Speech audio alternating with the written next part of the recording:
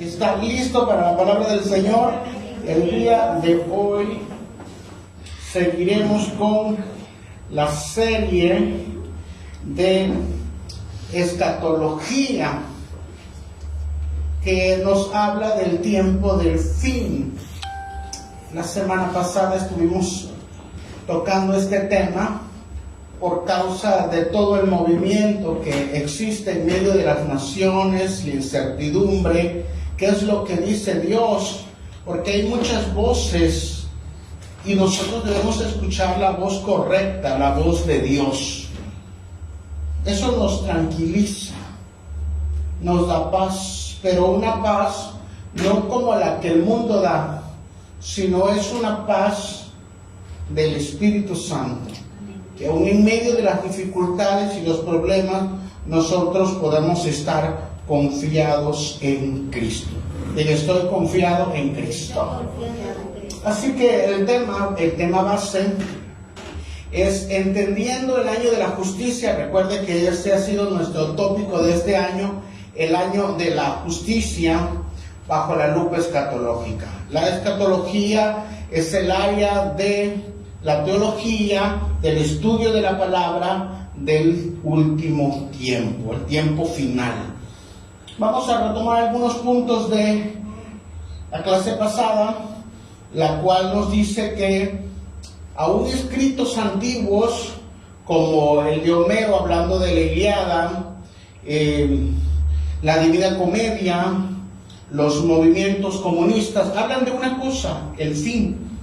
Y aunque nosotros como cristianos hablamos siempre de que va a haber un fin, el mundo también cree que va a haber un fin. O sea que ellos también están a la expectativa. Allá Charles Taylor, que es un filósofo canadiense, nos dice que en la modernidad secular no se eliminó la expectativa de que va a ser un fin. Pero ya no, el mundo no cree que va a venir Zeus, Diana o algún dios de la mitología, sino que va a venir la destrucción por el movimiento que existe ahorita. A lo mejor es político, a lo mejor es ambiental, social, demográfico, pero aún el mundo sabe que va a haber un final.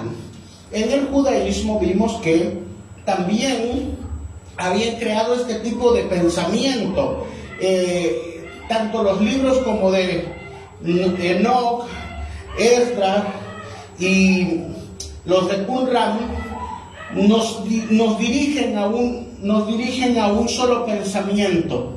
El pensamiento de que existen seres espirituales, de que existen enemigos, o que existen personas malas que quieren nuestro final. Dependiendo de la perspectiva que lo viésemos en el siglo I, fue como escribieron el libro de Apocalipsis. Sobre eso nosotros tenemos que centrarnos. Josefo también, que era un historiador judío, que fue capturado por los romanos y luego fue dejado libre, nos dice que los fariseos tenían un pensamiento en el cual hablaban de la resurrección y el juicio. Así que no ha cambiado mucho ese pensamiento, al menos para los cristianos, de que va a haber una resurrección. Al menos la de Cristo ya hubo o ya fue. ¿Cuántos creen que Cristo resucitó? Ahora, sabemos que si nosotros dormimos, porque algunos ya se nos adelantaron, pero durmieron en la fe, sabemos que ellos van a resucitar primero. Entonces eso nos da esperanza. Pero también, según este tipo de pensamiento que ha perdurado por los siglos, va a haber un juicio. Y ese juicio es sobre la injusticia y la maldad. Luego hablamos de que toda la escatología bíblica, ¿le puedes bajar otro poquito? Toda la escatología bíblica está compuesto de una palabra llamada telos. Esta palabra telos es el fin con un propósito. Todo tiene un propósito. Cuando nosotros hacemos algo, necesitamos saber cuál es nuestra meta. Pero esa meta tiene un propósito. O sea, usted no trabaja nada más porque va a trabajar, ¿verdad? Sino porque al final su meta es jubilarse. ¿Quién trabaja para decir yo voy a trabajar eternamente y sin hacer nada? Todos tenemos una meta. Voy a criar a mis hijos de una forma educada para que después sean hombres de bien y tengan su propia familia. O voy a hacer este proyecto porque al final lo voy a ver concluido. Entonces esta palabra telos nos ayuda a entender que los finales siempre se hacen con un propósito. Y N.T. Wright nos dice, N.T. Wright es un erudito del Nuevo Testamento, nos dice que la iglesia no debe estar pensando en escapar, sino más bien debemos entender de que el tiempo del fin es porque Cristo se va a manifestar. Y en medio de los tiempos no estamos solos, Cristo está con nosotros. Cristo está preparando a la iglesia todo el tiempo. ¿Alguna vez se ha sentido solo? A lo largo de 2000 años, desde que Cristo nació, vivió, murió, resucitó y comenzó la iglesia, nos envió el Espíritu Santo. Así que el Espíritu Santo nunca ha dejado la iglesia, porque la iglesia está siendo preparada para el gran día. ¿Cuál es el gran día? ¿Cuál creen que sea su final? ¿Se ha preguntado eso? Porque si usted piensa que su final es estirar la pata, un día ya no despertar, pues ese no es el propósito. El final de un cristiano es cómo lo va a encontrar el Señor.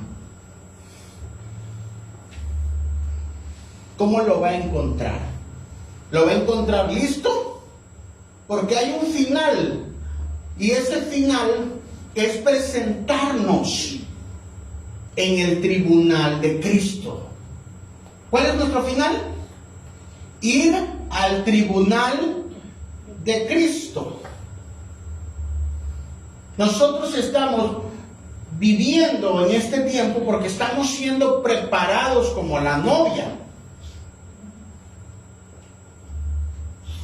Todo cristiano debe estar sin mancha y sin arruga, preparando todo el cuerpo colectivamente, porque un día, cuando venga el Señor, va a ser arrebatado y va a ser llevado directamente al tribunal de Cristo. No vamos a ir a otro lado, hermano.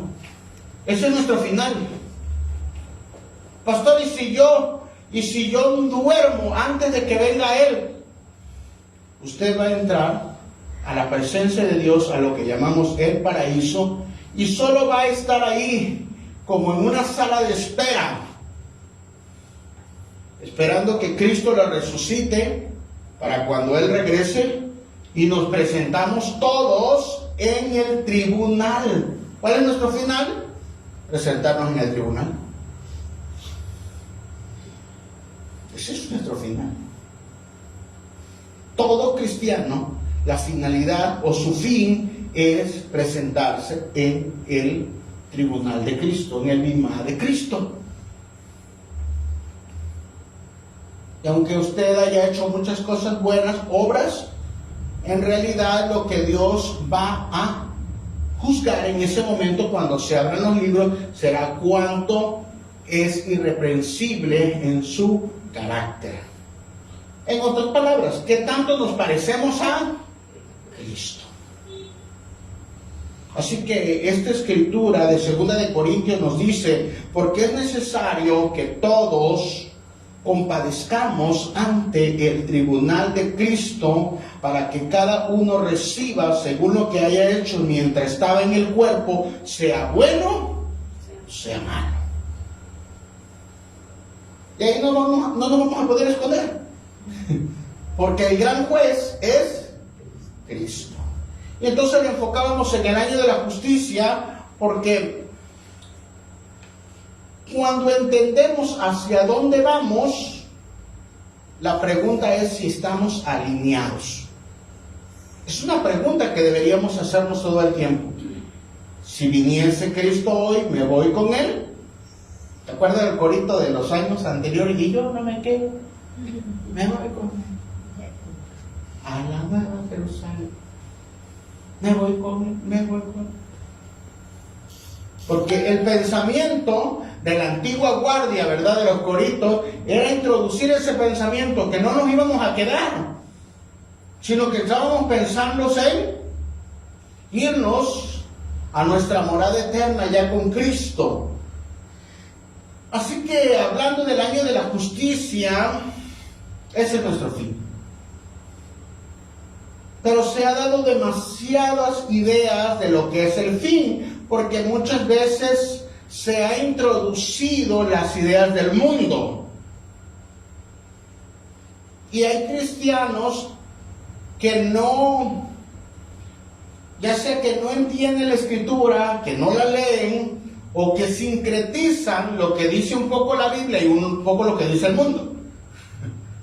¿Qué dice realmente la Escritura con respecto al tiempo del fin? Y para ello necesitamos sentarnos. Cuando digo sentarnos, estoy diciendo que tenemos que estudiar un poquito a fondo lo que dice la Escritura. Así que es necesario entender, ponme la otra por favor, entender el marco de referencia. Necesitamos saber el fin bajo el marco bíblico. ¿Qué entiende por un marco? ¿Qué es un marco? Si a lo mejor es de un cuadro, de un título, sabemos que es un lugar que delimita un espacio. Pero cuando hablamos de un marco bíblico o de un marco de pensamiento, debemos entender qué es lo que limita nuestro pensamiento. ¿Cómo es que estamos pensando? ¿Cómo es que estamos viendo el tiempo del fin? ¿Tienes mi apuntador? ¿Cómo está usted viendo el tiempo del fin? ¿Bajo qué lupa lo está viendo? Porque dependiendo del marco, usted va a ver la Biblia. O usted se va a mover, a tomar decisiones con respecto a ese marco.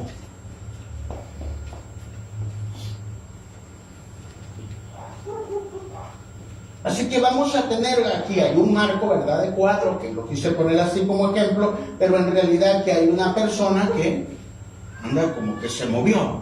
¿Por qué? Porque muchas personas ven el marco, pero un marco emocional. Ven el tiempo del fin emocionalmente. Vemos tanta desgracia hoy, tanta muerte, tanto peligro, que las personas no están viendo el contexto bíblico, sino están en un temor, en una ansiedad, en una circunstancia, y por lo tanto piensan ellos en este marco que ya es el fin. Y entre más difícil se va a poner, porque se pone cada vez más difícil, a la medida la emoción va a cambiar. ¿Dependeremos de nuestra emoción? ¿Dependeremos de ese marco?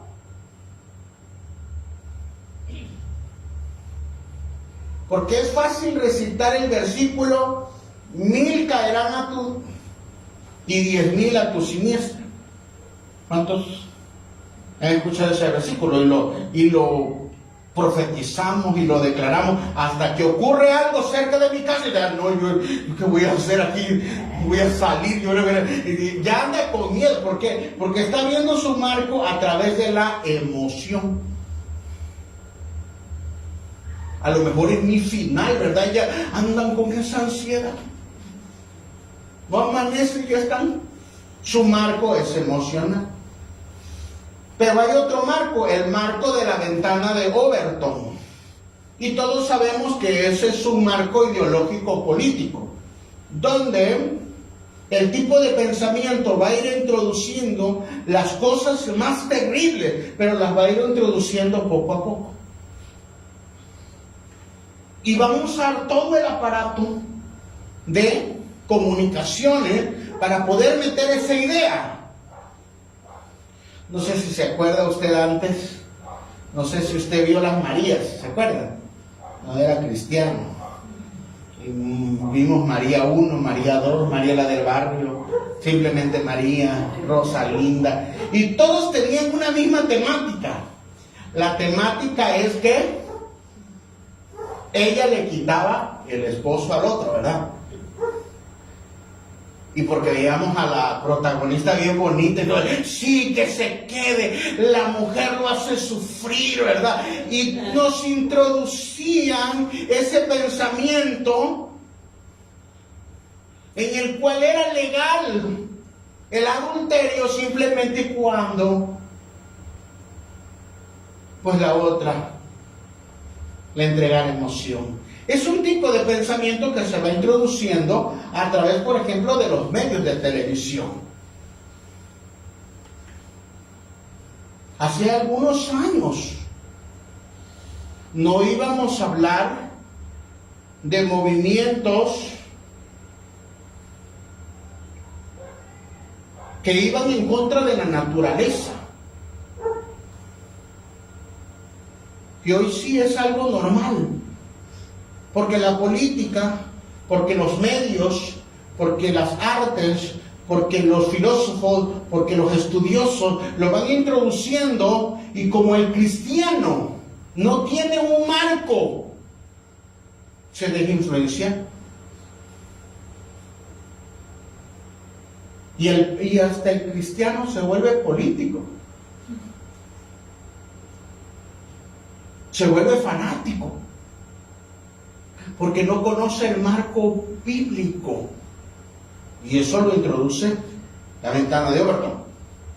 Y uno dice, bueno, pastor, yo no soy emocional y tampoco tengo nada que ver con la política. Pero ¿qué tal si lo ve desde el ámbito personal, desde el ámbito del orgullo? Sabía que hay un cielo y un infierno, a mí no me importa. Pero Cristo vino y murió por la humanidad, necesitamos de la salvación. No me importa. Yo no necesito de nadie, yo soy autosuficiente. Es su ventana es la autosuficiencia y es el orgullo. Tenemos otra ventana, el materialismo. Y el materialismo consiste en que no ve el mundo espiritual, solamente ve el mundo natural. Entonces trabaja, se esfuerza, tiene éxito, pero ¿qué cree? No cultiva los valores de la honestidad, del respeto, del amor, de la convivencia, de la ética, de la moral, del amor ágape. Entonces construye todo lo que tiene, pero al último, lo más importante que es lo espiritual, porque vamos a trascender, pues no lo tiene. Y de repente su mundo material se acaba.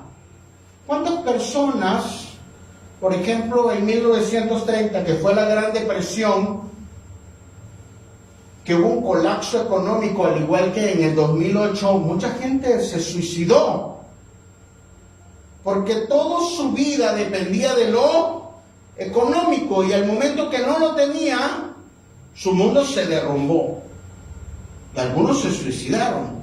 Bueno, eso es el materialismo. Y luego hay otro marco, que es un poco más espiritual, pero es el marco de la adivinación. Vamos a ver el fin del mundo, pero la adivinación. ¿Qué dicen las cartas? ¿Qué dicen los astros? ¿Qué dice Walter? ¿Qué dice la cábala? ¿Qué dicen los números esotéricos? alegóricos, ¿verdad? Y ya, pastor, yo tuve un sueño y aquí yo vi el fin del mundo y yo vi acá. Y a veces todos sabemos que el fin del mundo se acerca. ¿Cuántos saben eso? Pero ¿estamos en el marco correcto? Porque destrucción podemos profetizar todo el tiempo. Yo podría estar en éxtasis. Oh no, los volcanes van a hacer erupción. Sí, hermano, la tierra está viva. En cualquier momento. Aquí tenemos el Cerro de San Martín, he estado durmiendo desde el 24. Y puede despertar en cualquier momento, porque aunque está dormido, está activo. Podríamos volar hasta Puebla. Pero no vamos a adivinar, hermano, porque el marco no es adivinatorio. Algunos escuchan espíritus diabólicos. Pero la pregunta debería ser, ¿ese fin que me está marcando me da un propósito para seguir avanzando en Cristo? No, entonces no viene de Dios. Porque todo marco y toda interpretación hacia el fin nos lleva hacia Dios. Y luego vemos el marco del aislamiento, ¿no? Por eso la clase pasada hablábamos de las 4 sectas: los fariseos, saduceos, celotes y esenios. Los esenios eran como los más puritanos, decían: ustedes están demasiado contaminados, yo mejor me voy a ir al desierto para que ustedes no me contaminen. Y en este tiempo mucha gente se aísla: yo no me voy, yo no me mezclo con toda la gente, porque me pueden contaminar, soy demasiado santo, soy demasiado puro, ¿verdad? No me toquen porque me pueden. Entonces, los extremos de los marcos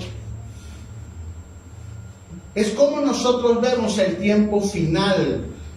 Pero ¿cuál es el marco correcto? Dice, el marco correcto es el marco bíblico. Diga conmigo el marco bíblico. ¿Qué es el marco bíblico? Lo que dice la Biblia. Todo sueño, toda interpretación, toda doctrina, todo lo que sucede dentro de una iglesia debe ser examinado, debe ser probado y debe ser llevado si está dentro del marco. Diga dentro del marco. Si no está dentro del marco, entonces no lo podemos aceptar. Sucede en los momentos en el cual hay un sacudimiento. Por ejemplo, cuando hubo la pandemia,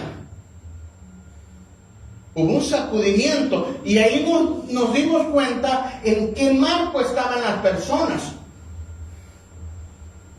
Digo, el orgullo ahí se acabó porque todos corrieron a óreme, o yo oro, o yo ayuno, y ahí sí lo veíamos, ¿verdad?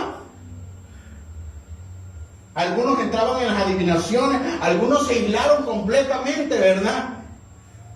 Tanto miedo les dio.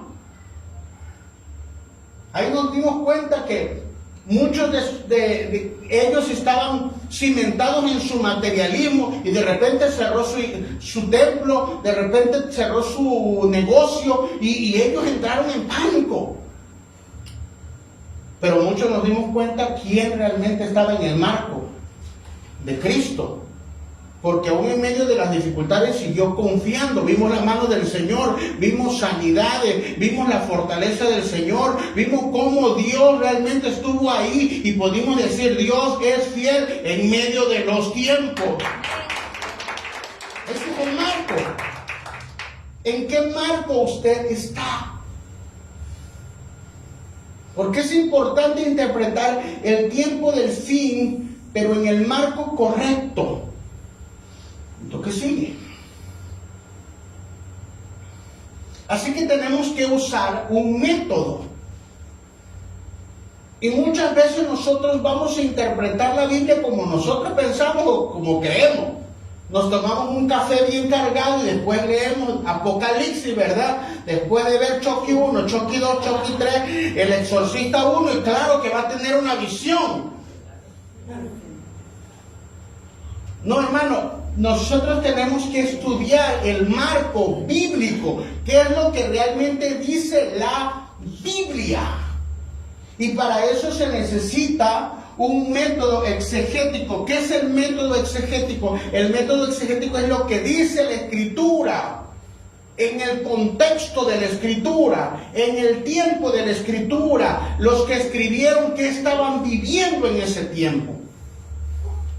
Yo no puedo interpretar el libro de Apocalipsis en este tiempo bajo mis circunstancias. Tengo que estudiar en qué contexto el apóstol Juan, que está exiliado en la isla de Patmos, lo está escribiendo, que lo vamos a ver ahorita. Entonces necesitamos ver el contexto y necesitamos ver si es canónico. ¿Qué significa? Que si se encuentra dentro de los 66 libros, que nuestra interpretación no se salga de la Biblia. El pastor, yo le voy a interpretar el tiempo del fin con el Evangelio de María Magdalena. Hermano, eso no es canónico. Yo le voy a interpretar el tiempo del fin con el libro de Enoc y los gigantes, con Metatrón. Hermano, usted está fuera del canon. Pastor, pero usted lo está mencionando al principio. Sí, porque es un marco histórico, no un marco teológico, no un marco bíblico. Entonces, cuando se sale de la Escritura, nosotros debemos tener cuidado. Diga, debo tener cuidado. Otro marco, por ejemplo, igual de la pandemia. ¿Se acuerdan que todos estábamos buscando una transmisión que lo transmitiera fe? Y cualquiera hizo su transmisión. Y recuerdo que había una persona ahí que estaba orando. Y no estoy diciendo que su intención de orar no fuese buena. Pero al no tener marco, ¿cómo sabíamos que lo que está diciendo es lo correcto? Entonces por ahí, dentro de una oración que tuvo yo estoy viendo que para sanar del COVID, sí lo estoy viendo, y así dice el Señor. Sí, claro. El Señor me dice que en la Biblia vas a encontrar un cabello. Pues claro, hermano, pues con tanta presión uno se jalaba los cabellos mientras uno dice el Salmo 91, ya no, pues claro que te lo ibas a encontrar. Y lo ibas a encontrar ahí, ahí en una parte de la Biblia ibas a encontrar un cabello, y ese hiérvelo, y te lo tomas, y el COVID no te... Y ahí está la gente. Porque fulano lo dijo, pero estaba en el marco canónico. Yo me imagino a Eliseo, que no tenía cabello, decía, yo me quedé sin protección. Por lo que no tenemos, ¿verdad? Que ya casi ya no tengo. Entonces, ¿cómo le hacemos?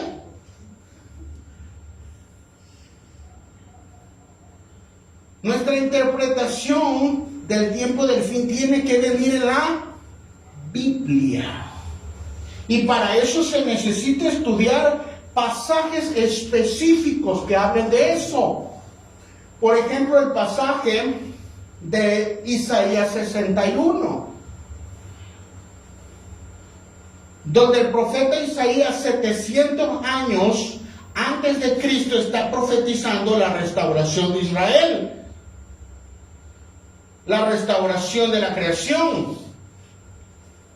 Pero saber que Isaías lo profetizó antes de que viniese Cristo, en su contexto, y sabiendo que la nación de Israel cada vez era más perversa. Entonces, aún en medio de esa situación, Dios le dijo, vas a pasar un proceso, pero te voy a restaurar.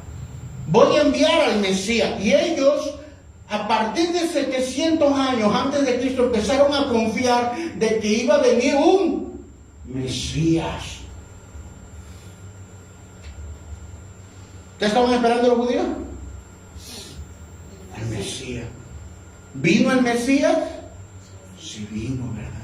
Pero ya se los habían dicho 700 años antes. Tenemos otra profecía, la profecía de Mateo 24, cuando sus discípulos le dicen a Jesús: Señor, dinos cuáles van a ser las señales del fin de los tiempos. Ahí más o menos en el año 30, al año 33, Jesús empieza a profetizar cómo iba a ser el tiempo del fin. Habrá hambre, habrá pestes, habrá esto, habrá aquello. Y eso será el principio de dolores.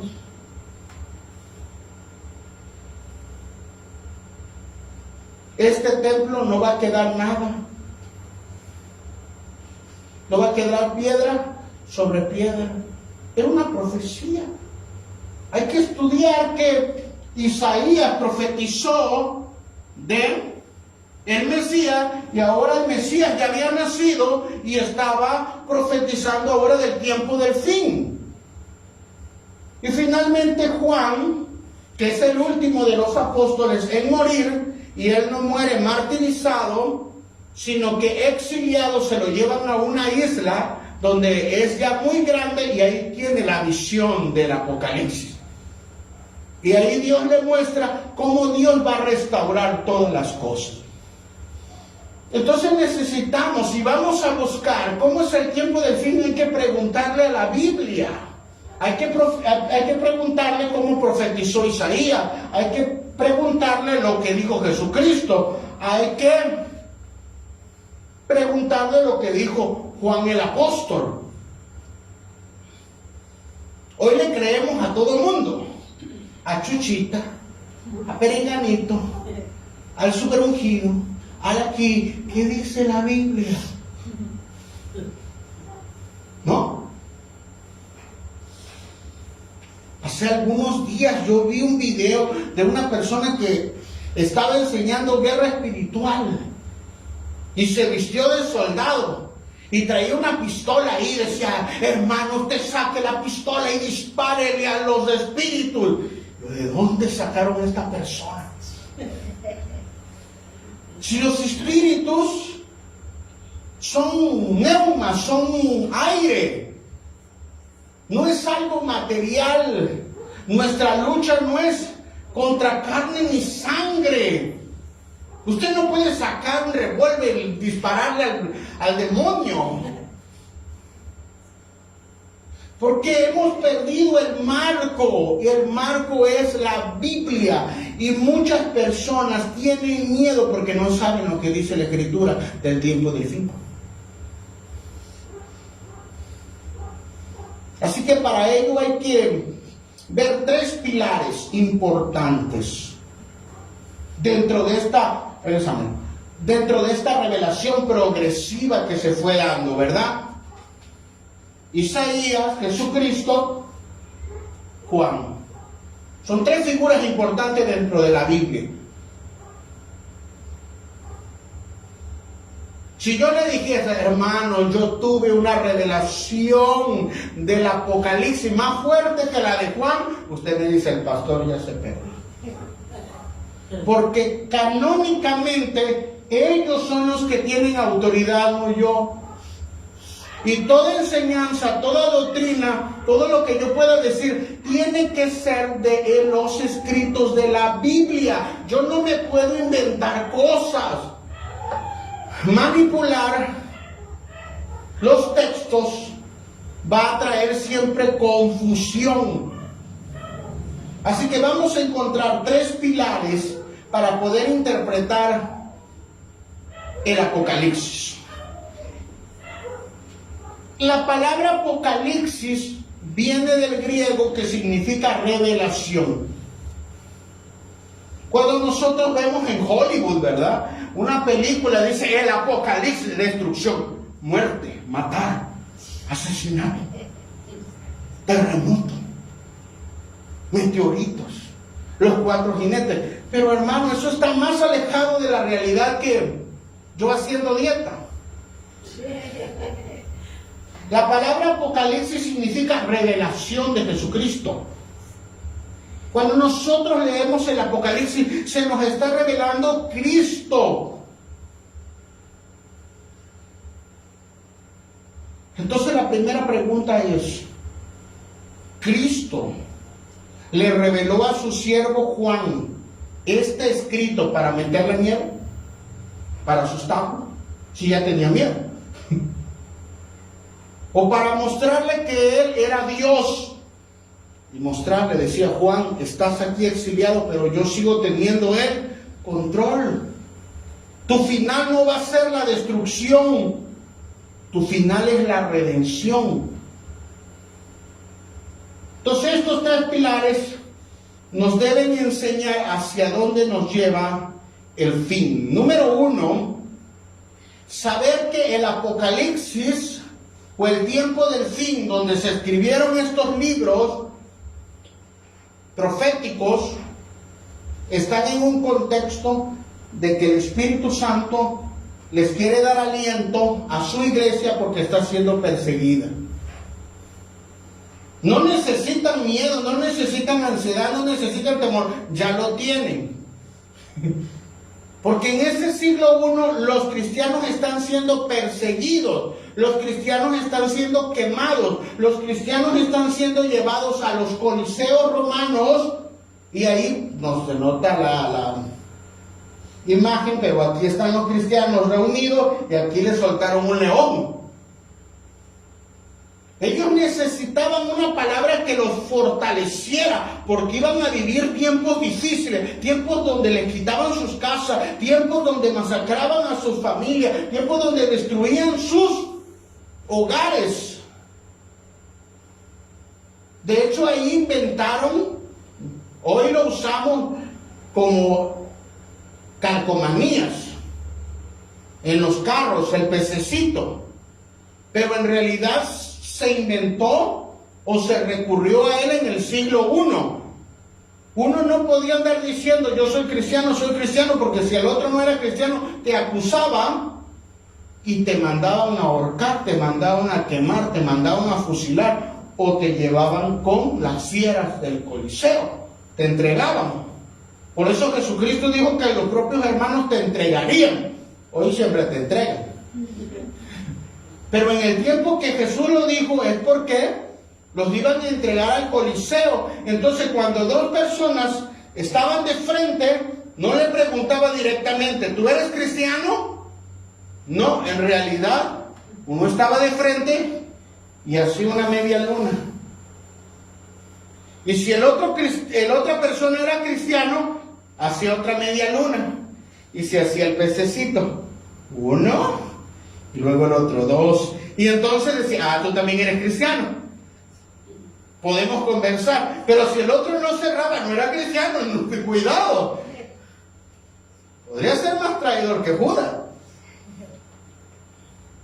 Entonces el contexto en el que hacen el Apocalipsis, esta escritura del tiempo del fin, deben ver que no era para meterle miedo a los cristianos, era para tranquilizarlos. Dios está en control, hermano.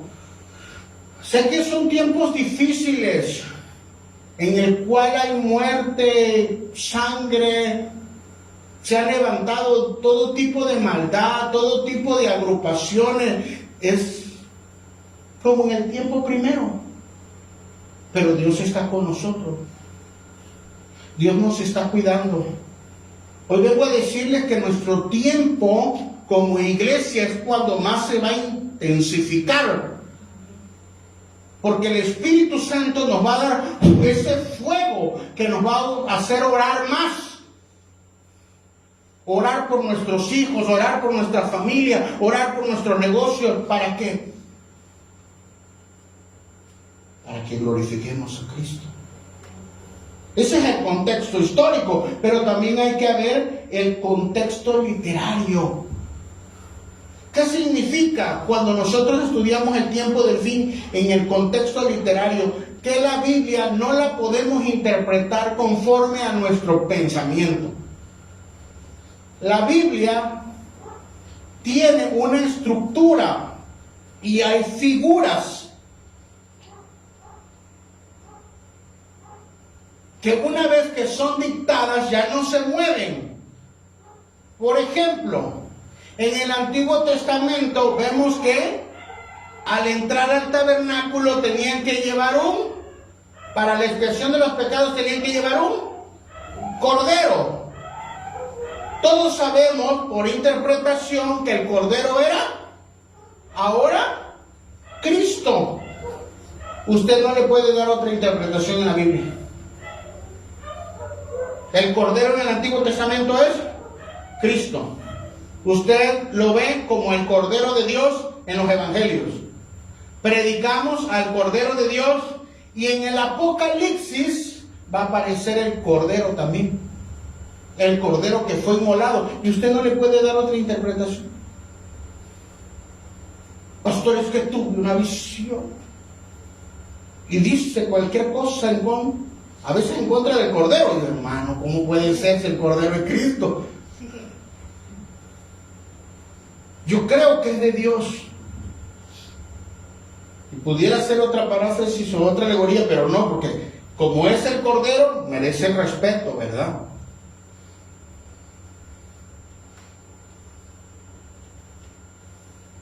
Hay otras figuras, por ejemplo, la que vio Nabucodonosor, que vio una estatua, oro, plata, bronce, hierro, y era una interpretación que ya está dada por Daniel. Babilonia, los medos persas, los griegos y los romanos. Entonces cuando vemos esas figuras o elementos dentro de la Escritura, sabemos a qué cultura se están refiriendo. Hablando ahorita de la cultura de Babilonia que se ha levantado, Irán y Irak y todo eso, son la cultura babilónica. No puedo hacer otra interpretación porque geográficamente y bíblicamente ellos ya han sido designados con figuras.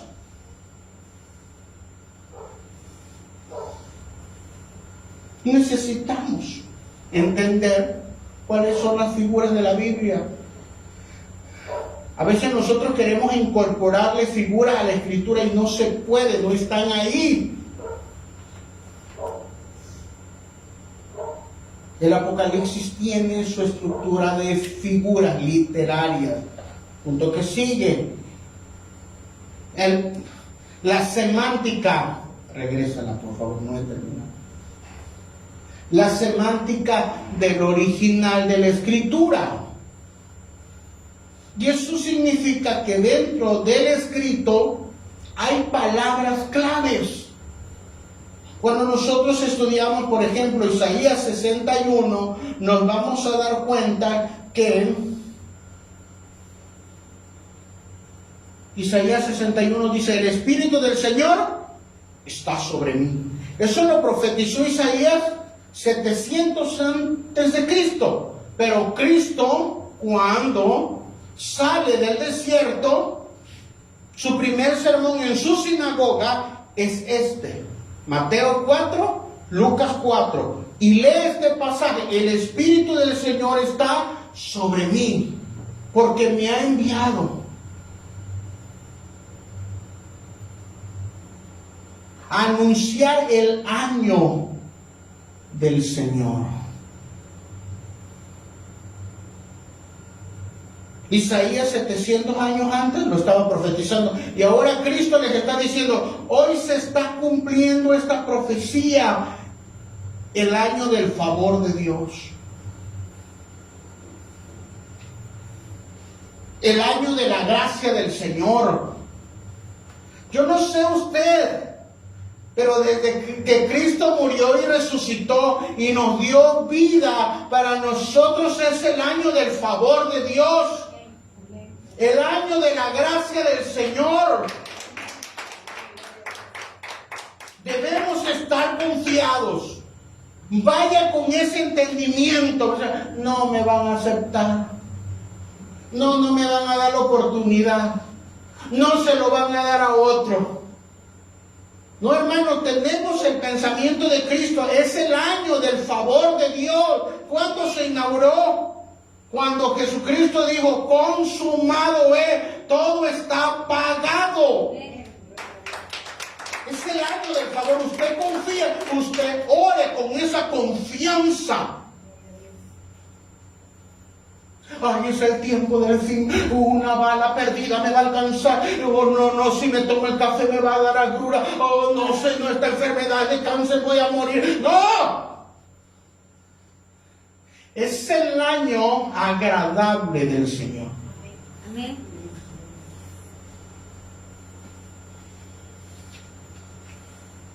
Sí voy a terminar mi carrera. Sí voy a encontrar la paz. Sí voy a cumplir mi meta. Sí voy a cumplir mi propósito. Sí, Dios me va a responder lo que Él me prometió. Allá mi papá quedó huérfano a los 7 años.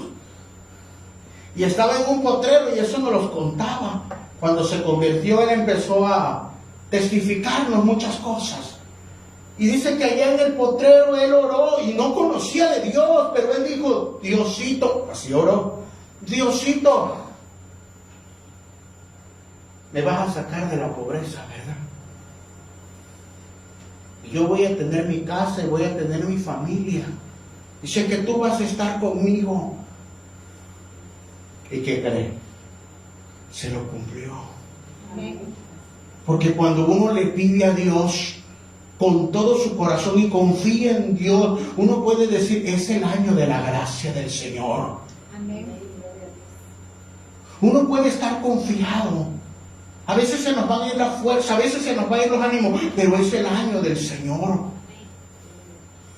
El tiempo del fin no es decir, voy a terminar todo acabado. No.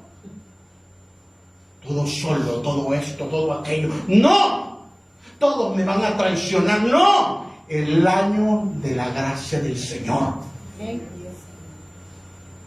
Debemos confiar lo que dice el marco de la Escritura. ¿Qué es lo que dice el marco para un cristiano? Ciertamente el bien y la misericordia me seguirán todos los días de mi vida. Usted se levanta y dice, oh no, hoy me va a morder el perro. No, ciertamente el bien y la misericordia me seguirán todos los días de mi vida.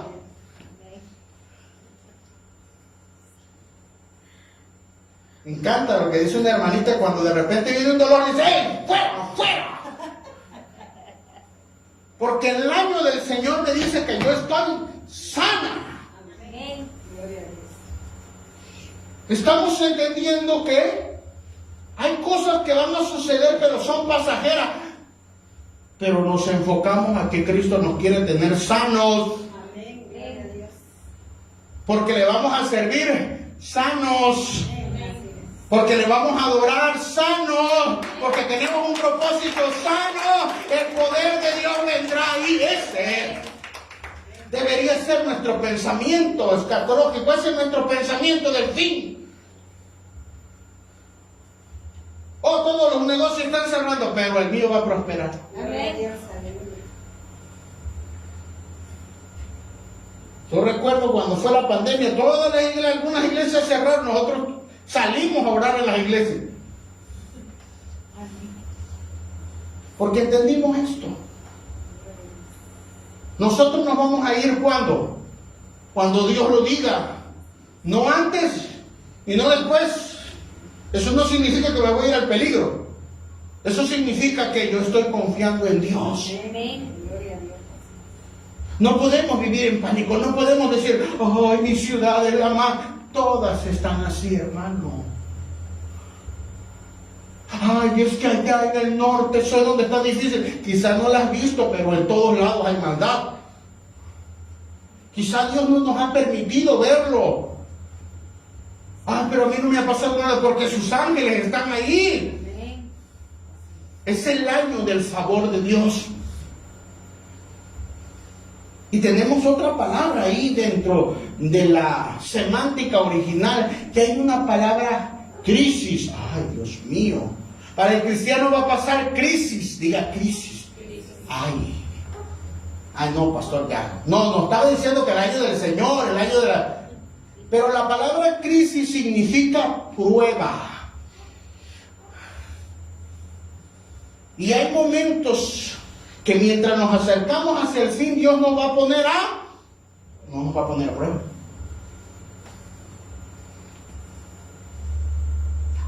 Me duele aquí, tengo cáncer, hermano. Me duele la rodilla, ya no voy a poder caminar, hermano. Ya no voy al culto.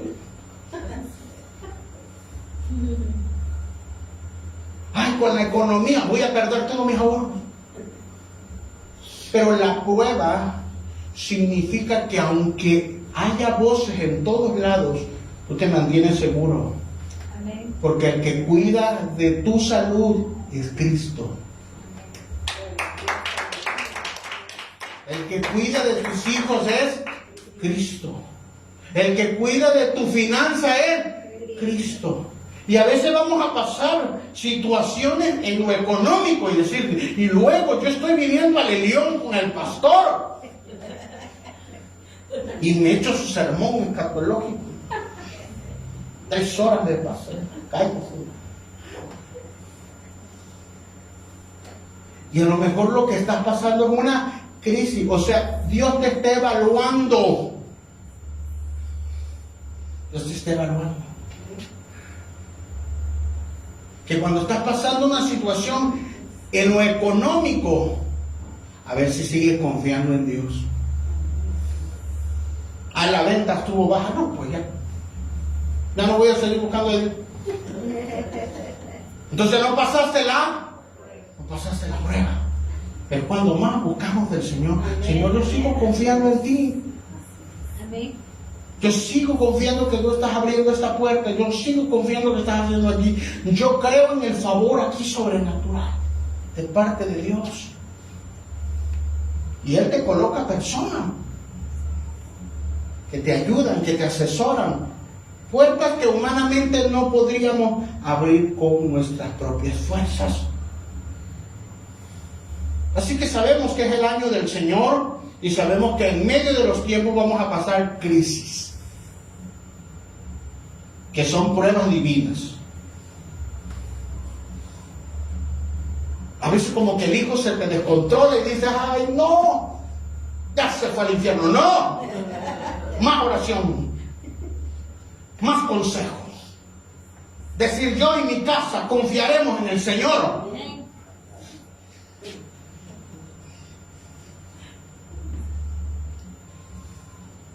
Yo les puedo predicar de esto. Cuando nos convertimos, nosotros se convirtió mi hermano. Y me decía, Nacho, yo te voy a predicar del Evangelio. Y decía, pero no te acerques porque tengo un palo. Era un fanático. Y lo seguía yo correteando. Y allá donde lo iba yo persiguiendo, me iba diciendo, pero un día vas a predicar el Evangelio. Y yo decía, pero si te alcanzo ahorita, te doy. Y a los 3 años, él no dejó de orar ni de ayunar. Sé que era el instrumento de parte de Dios y me convertí a los 3 años. De repente yo salí aquí a la calle y se acercó una persona de mi vecino y me dice, me hace, ch. Yo siempre he sido así como de buenas ganas, ¿verdad? Me habló mi vecina. Ch. Dígame. Supimos que se convirtió. Y como estaba yo nuevo, ¿a usted qué le importa? Claro, lo dije en mi mente, ¿verdad? No estaba yo convertido y no era yo pastorcito. ¿Y saben qué es lo que me sorprendió? Me dijo, supimos que se convirtió. Hace 3 meses comenzamos las vigilias y estábamos orando por usted.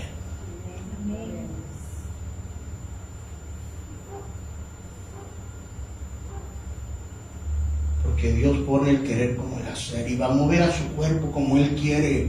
El fin no es nuestra destrucción, sino que Cristo va a venir por nosotros. Esa es nuestra confianza del final. Que si cerramos los ojos ahorita, despertamos con Cristo. Yo no sé usted. Y a lo mejor usted dice, no, yo todavía soy sancochadito. Pero no depende de tu fuerza. No depende. Depende del que te llamó. El que comenzó la buena obra en ti, la terminará. Amén. Pastor, pero es que yo no veo cambio. Tú no. Pero Cristo no va a perder. Si Él te llamó, su sangre te purifica porque te purifica. Amén. Gloria a Dios. A mí me gusta ese eslogan de ese comercial, dice, te levantas porque te levantas. Así que el Espíritu Santo te dice, o te conviertes o te convierto, ¿verdad? Si es necesario, te tira a tierra como Saulo, ¿verdad? Y te deja ahí. Pero de que se convirtió ese hombre asesino, se convirtió. Tanto más nosotros.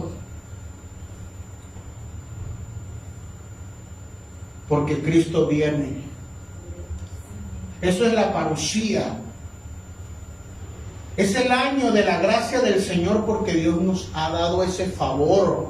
Y que en medio de la crisis nosotros esperamos a Cristo. Es la parusía del Señor. ¿Sí?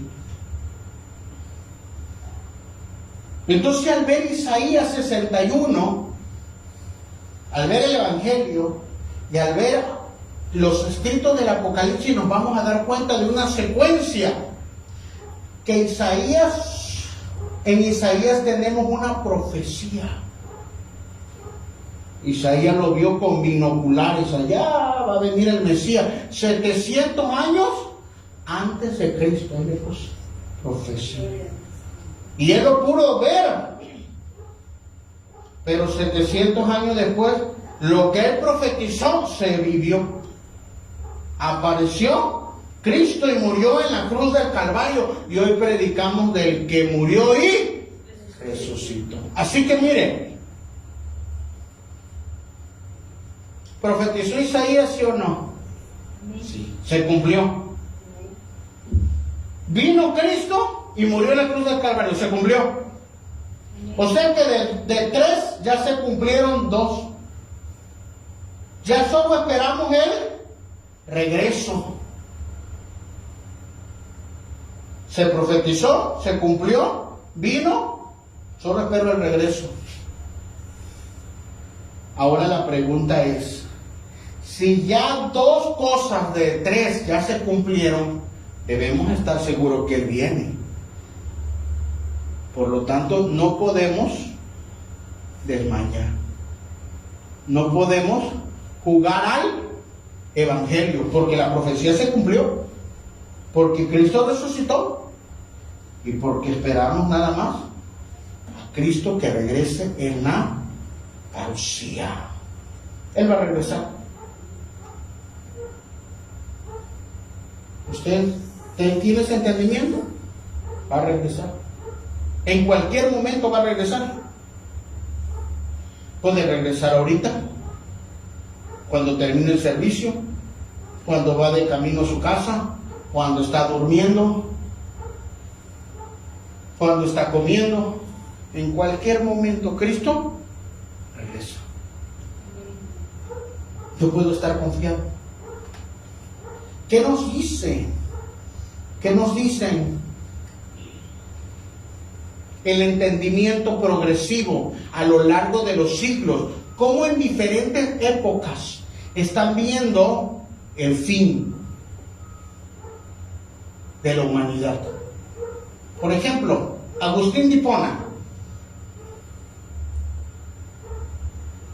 nos dice,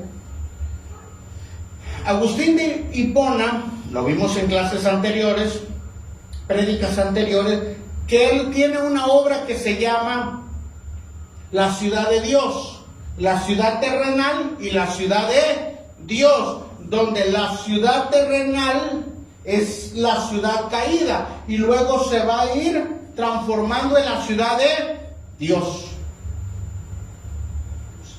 San Agustín nos dice o interpreta el tiempo del fin de la siguiente manera.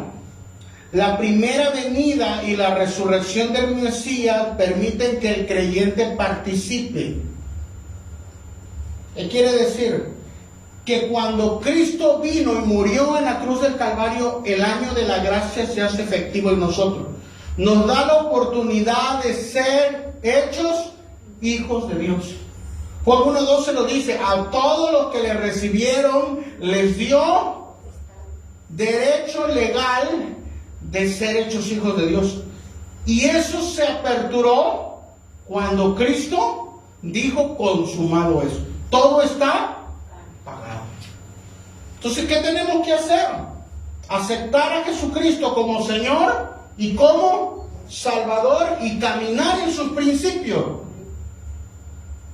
Agustín de Hipona nos da este entendimiento que la primera venida nos da la oportunidad de formar parte de la ciudad de Dios. Nos hace formar parte de la familia de Dios. ¿Cuántos son de la familia de Dios? Todos somos hermanos. ¿No? Todos somos hermanos en Cristo. En la primera venida. En la segunda venida, la iglesia avanza hacia la consumación. En la segunda venida esperamos que Él regrese y traiga juicio sobre las naciones y restaure todas las cosas. ¿Qué va a traer Cristo en su segunda venida? Juicio. ¿Qué va a traer? Juicio. ¿Qué va a traer? Juicio. Ese juicio, ¿para quién lo va a traer?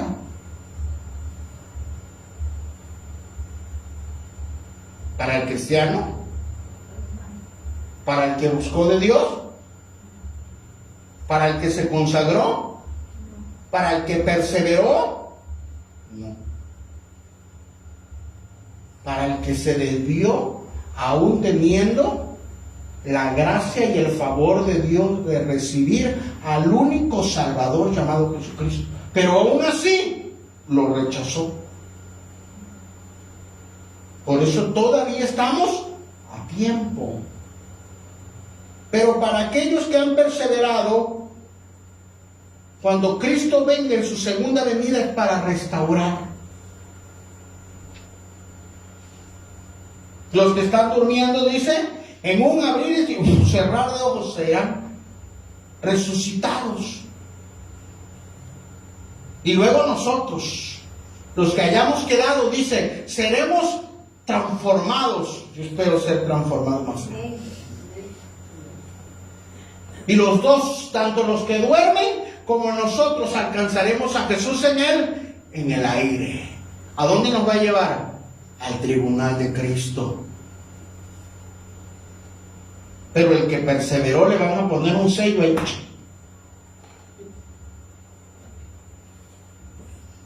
Los que tienen su pasaporte, su visa, cuando pasas migración, ¿a dónde van? No, pues te agarra migración y te pone ¡pash! Te pone su sello de entrada y te dice aprobado, puedes entrar al país. Eso es lo que va a ocurrir en el Bimá de Cristo.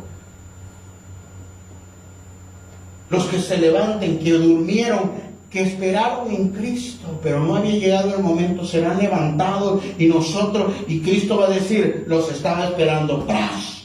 Aprobados. Entra al gozo de tu Señor. ¡Qué precioso! Ese es el fin de la iglesia. Pero el que anduvo más o menos. Entonces, y bien. Ahora eso no lo va a determinar el pastor, ¿eh? No piense que el pastor me tire, que tal pastor se queda. No. Porque aquí el que lo determina es Cristo, no yo. El que lo determina es Cristo. Él es el que va a estar como juez en el tribunal. Por eso se llama tribunal de Cristo. Y Él va a decir, aprobado, Adelita. aún en medio de una generación perversa, ¿verdad? Si viniera hoy el Señor y Él está perseverando como joven, ¿verdad? En medio de una generación que no quiere buscar de Dios, que quiere libertinaje, que quiere pasiones juveniles, Él dice, yo voy a buscar del Señor. Y entonces viene Cristo y aprobado. Pero de repente sube el pastor Ignacio, por no poner otro nombre, ¿verdad? El pastor predicaba y enseñaba y esto, pero tenía otra doble vida. Tenía 2 mujeres, un camino. Pero predicaba todos los domingos y ponía su diapositiva y hacía como el que le daba el patatúr. Entonces no vamos a poder engañar al juez. Subir. Y Cristo va a abrir los libros y dice así, pero fuiste pastorcito, reprobado a la gran tribulación. Pero ya, ese milagro, los demonios salían. Sí, pero llevabas una doble vida.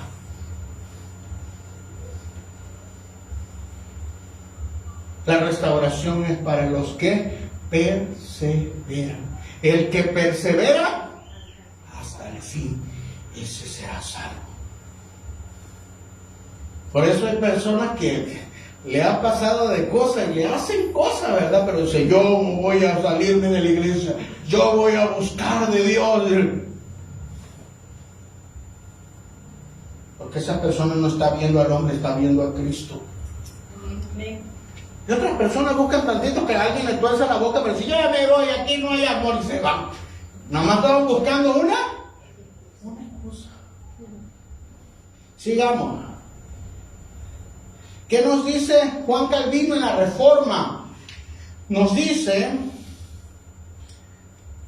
¿cómo interpreta Juan Calvino, un gran teólogo de la Reforma, el Apocalipsis?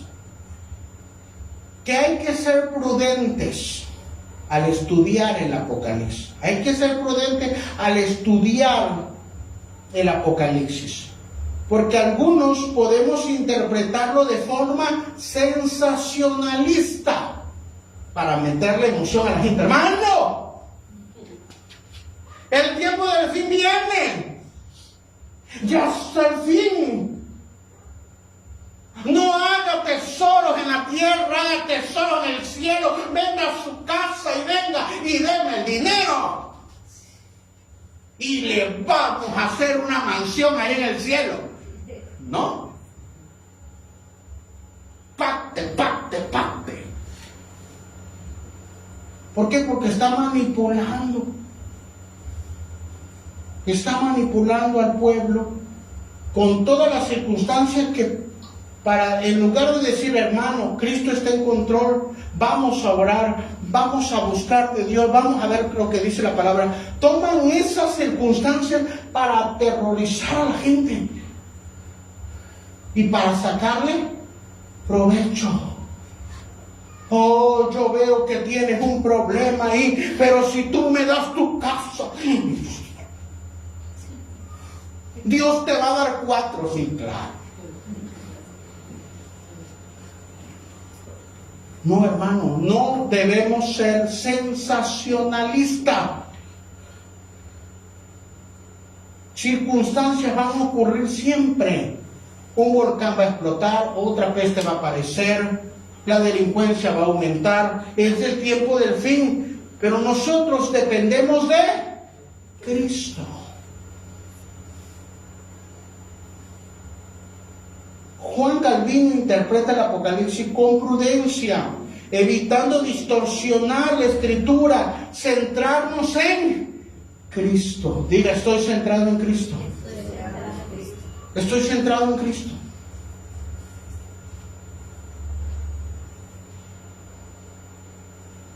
Todo lo que hacemos es para parecernos a Cristo.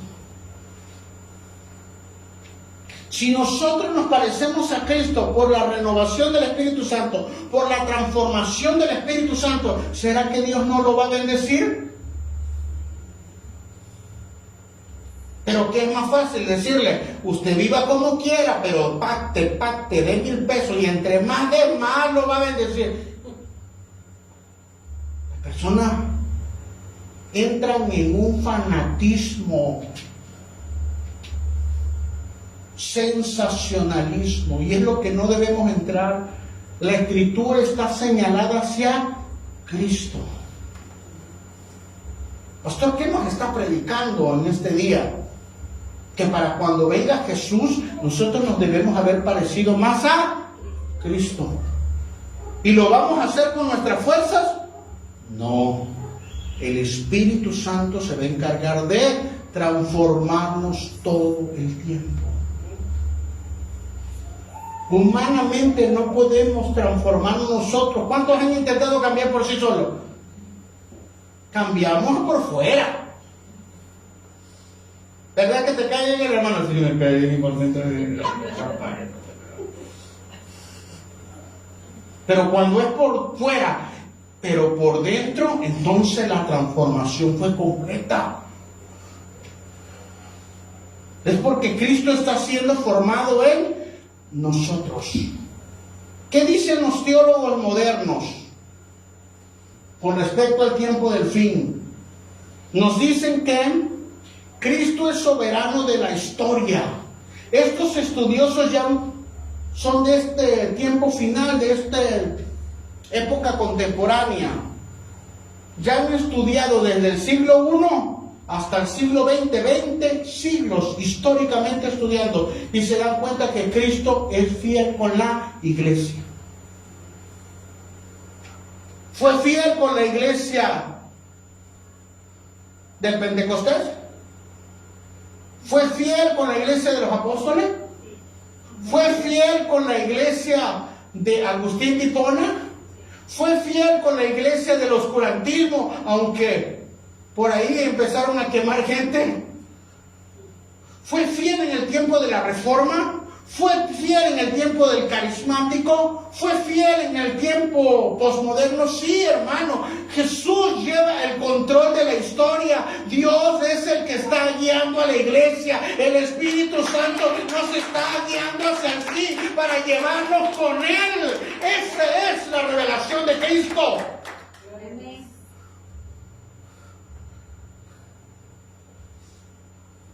Así que quiero cerrar con esta idea del año del Señor, el año de la justicia del Señor.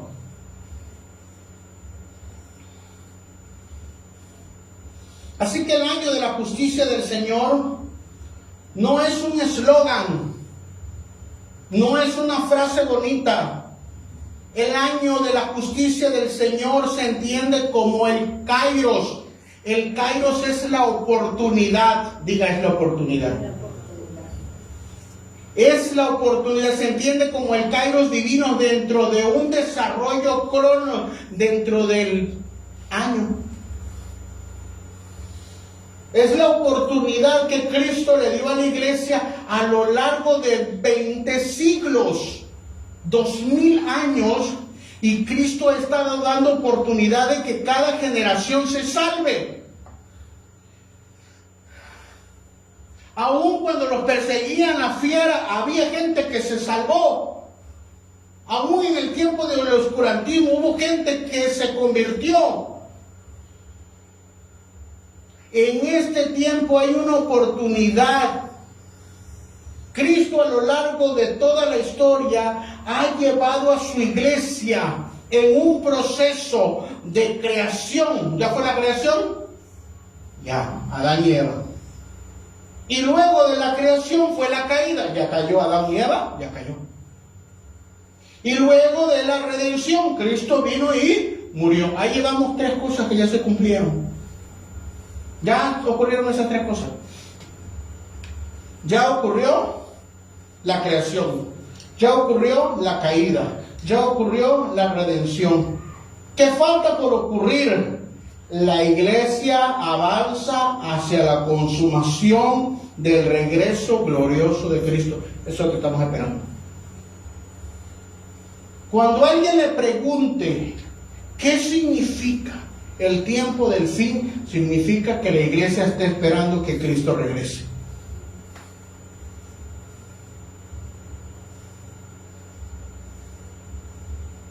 ¿Qué estamos esperando? Que Cristo regrese. Pero Cristo no va a regresar por una iglesia derrotada. La iglesia que Cristo va a regresar a buscar será una iglesia avivada, una iglesia en el fuego del Espíritu Santo, una iglesia haciendo milagros, una iglesia haciendo maravillas, una iglesia sanando enfermos, una iglesia echando fuera demonios, una iglesia llena del poder de Dios. Hacia allá nos lleva el Espíritu Santo. Hacia allá nos lleva el Espíritu Santo. En esta oportunidad, esta generación tiene la oportunidad de levantarse en el poder del Espíritu Santo. Y no decir, soy una iglesia derrotada, ay, pobre de nosotros, escondámonos, hay peligro. No, es cuando más nos tenemos que levantar y decirnos, el Señor nos está guiando, el Señor está alumbrando, el Señor nos está resplandeciendo en medio de los tiempos. Yo soy la iglesia de Cristo. Y el poder de Dios está sobre nosotros. Así que el Apocalipsis no fue escrito para que temamos. El Apocalipsis no fue escrito para que tengamos miedo. El Apocalipsis fue escrito para revelarnos que Cristo reina. Cristo reina en medio de su pueblo. Cristo reina en medio de nuestra mente. No depende de la política, no depende del mundo, no depende de Satanás. El último tiempo depende de Cristo. Y yo dependo de Cristo. Y Él nos está llevando, y Él nos está purificando, y Él nos está limpiando. Por eso yo sé que esta última generación se va a levantar en el poder del Espíritu Santo. No va a ser una iglesia derrotada. No va a ser una iglesia acomodada conforme al mundo. Será una iglesia en el poder de Dios que caminará en el Espíritu Santo.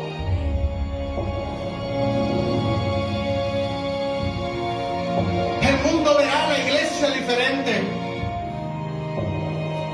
Cuando Herodes empezó a perseguir la iglesia se encerró y dijo, Señor, mira sus amenazas.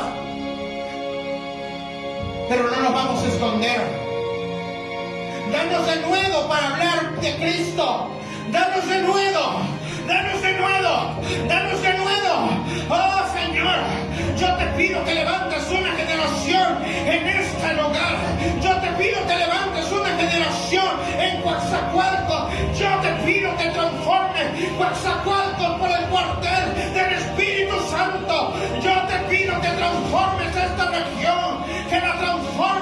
Que la transforme por la viña del Espíritu Santo y levantes al remanente que tú has dicho que ibas a levantar en el último tiempo, una iglesia llena del poder del Espíritu Santo, una iglesia que camine en santidad, una iglesia que camine en el temor del Señor, una iglesia que camine en milagros, una iglesia que glorifica al Señor.